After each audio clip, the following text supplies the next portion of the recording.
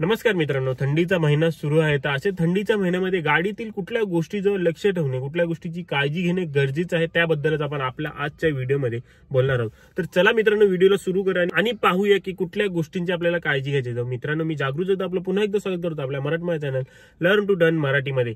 आशा करतो तुम्ही माझे जुने व्हिडिओज पाहिले असतील, ज्यामध्ये मी कार ड्रायव्हिंग बद्दल बरीचशी माहिती दिलेली आहे. नसतील पाहिले त्याची लिंक तुम्हाला डिस्क्रिप्शन मध्ये किंवा या व्हिडिओच्या शेवटी मिळून येईल. तर चला मित्रांनो, व्हिडिओला सुरुवात करूया आणि पाहूया की कुठल्या गोष्टींवर आपल्याला लक्ष ठेवायचं आहे थंडीच्या दिवसांमध्ये. थंडीच्या दिवसांमध्ये खूपच जास्त फायदेशीर आणि गरजेचे असतात ते म्हणजे आपले विंडशील्ड वायपर्स. असं तुम्ही बोलाल, वायपर्स काय गरजेचे थंडीच्या दिवसांमध्ये, तिथं पावसात का नाही मित्रांनो. जेव्हा आपण थंडीतून धुक्यांमधून ड्राईव्ह करत असतो त्यावेळेला जो वातावरणातील ओलावा असतो त्याच्यामुळे ती विंडस्क्रीनवरती ती आदळते. आपण जेव्हा जात असतो तर ती विंडस्क्रीनवरती लागते आणि विंडस्क्रीनवरती जी आहे ती बाहेरच्या बाजूने देखील फॉग जमा होते आणि ती जर क्लीन केली नाही तर रस्त्यावरनं उडणारी माती जी आहे ती आपल्या विंडस्क्रीनवरती चिटकली जाते. त्यामुळे ते फॉग चिटकलेली फॉग क्लीन करण्यासाठी, धुकं क्लीन करण्यासाठी किंवा त्या धुक्यांमुळे जे विंडस्क्रीन आपली घाण होते ते क्लीन करण्यासाठी आपले वायपर्स चांगल्या कंडिशन मध्ये असणं गरजेचं आहे.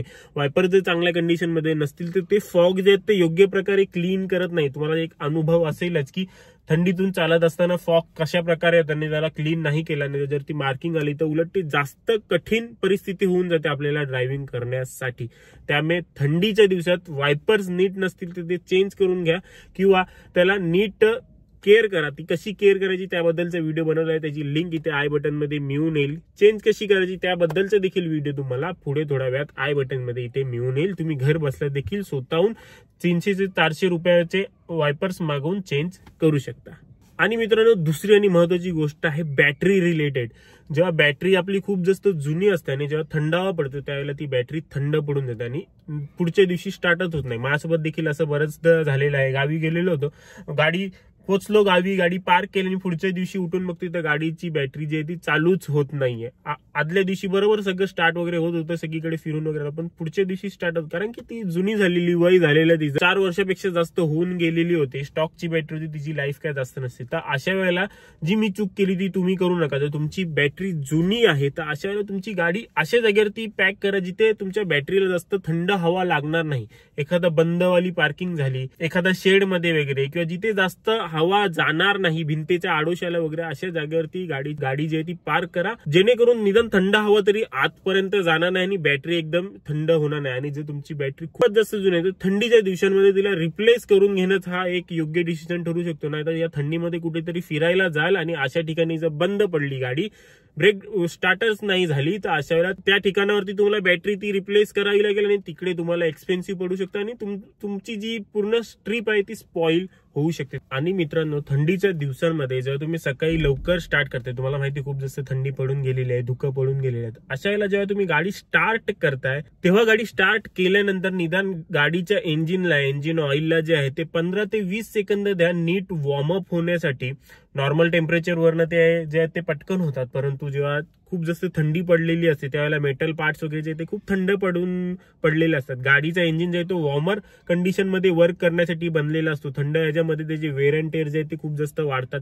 त्यामुळे जेव्हा वॉर्म होईल तेव्हाच तुम्ही ड्रायव्हिंगला सुरुवात करा. लगेच गाडी स्टार्ट केली आणि लगेच निघाला असं करू नका. गाडी स्टार्ट करा आणि एक्सेलेटर वगैरे काहीच द्यायचं नाहीये, नॉर्मल तिला आयडल वरती सोडायचं आहे.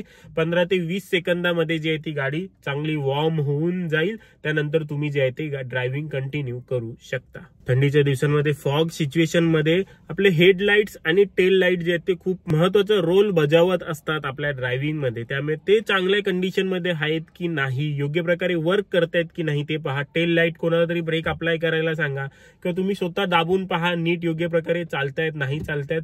त्याच्यावरनं तुम्ही मागे विजिबल कोणाला होता आणि हेडलाईट जर चांगले असेल तर तुम्हाला देखील योग्य व्हिजिबिलिटी जी आहे ती धुक्यांमध्ये मिळून येईल आणि तुम्ही देखील रोडवरती व्हिजिबल व्हाल.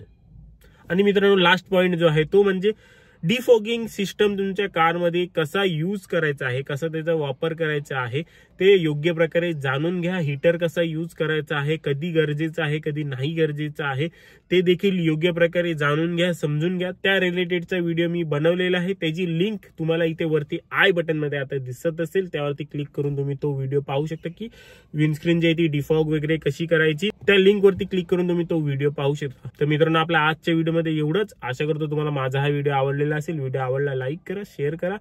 मनात काही प्रश्न असतील कमेंट करून नक्की विचारा. भेटूया पुढच्या व्हिडिओमध्ये.